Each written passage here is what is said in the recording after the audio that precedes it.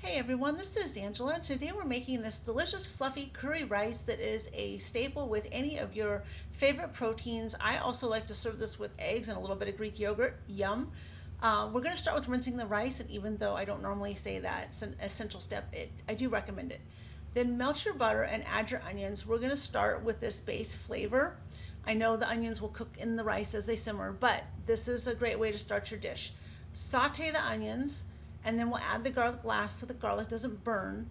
And then we'll add the rinsed rice and the salt and the curry powder. And one other thing, if you have garam masala on hand at home, that's a wonderful addition. It's an optional ingredient, but it tastes fantastic. So mix these all up together before adding your liquids. And then my liquids I base on what I'm serving this with. You can do this with water. You can add chicken broth. I'm having chicken broth with my chicken dinner. If you're serving beef or pork, I would also do a combo of chicken and beef broth to make a very savory version of this rice. Okay, and then once we have everything combined, we want to bring this to a boil. Obviously here I'm stirring in between as I'm bringing it to a boil. And then put a lid on, turn down the heat. We're going to simmer this for about 15 to 20 minutes until the rice is cooked as you see here. Fluff it with a fork and serve it with your favorite main dishes.